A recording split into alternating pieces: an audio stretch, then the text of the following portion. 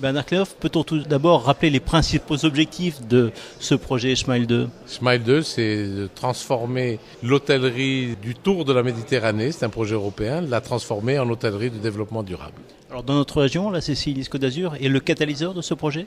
Écoutez, on a essayé d'y apporter notre technicité, notre pugnacité pour accompagner les hôteliers qui voulaient bien faire ce choix-là, d'abord en les informant, puis en participant aux formations et en fédérant les acteurs pour qu'on puisse former leurs collaborateurs et en les accompagnant vers la certification, puisqu'on est aujourd'hui à 16 établissements et puis on en a d'autres qui sont en cours de qualification et de certification. Alors, pour obtenir cette certification, cet écolabel, les hôteliers devaient remplir de multiples critères. Alors, comme toutes les certifications de valeur, et l'écolabel en est une, c'est compliqué.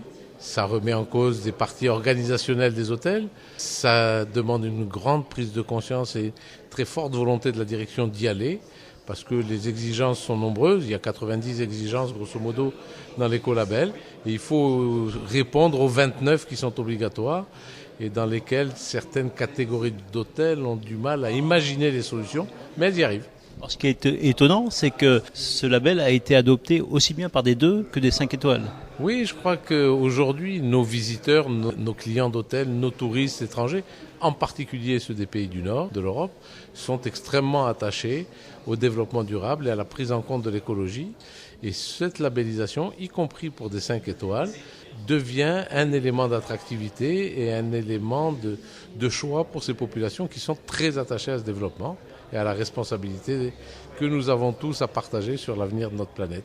Il était urgent que la Côte d'Azur s'inscrive dans cette démarche en faveur du développement durable.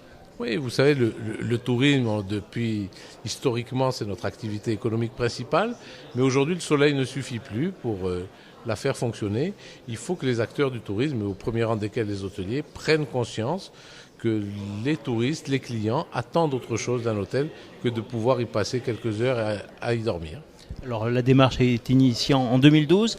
Quel est le bilan aujourd'hui en termes d'hôtels qui ont franchi les étapes? La démarche, alors elle a été initiée un petit peu avant, mais elle a vraiment décollé en 2012. Alors je fais un peu d'autosatisfaction, c'est la date à laquelle la CCI s'est impliquée dans la démarche. Aujourd'hui, nous avons 16 hôtels qui sont labellisés. Il y en a d'autres qui sont en cours de labellisation.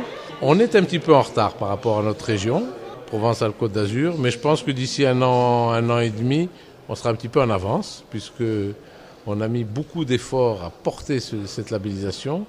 Maintenant, il est partagé par tous que c'est un outil d'appel attractif important pour notre territoire et les hôteliers y vont. Et comme vous l'avez dit, que ce soit des 2 ou des 5 étoiles. Dans quelques années, ça sera un label incontournable?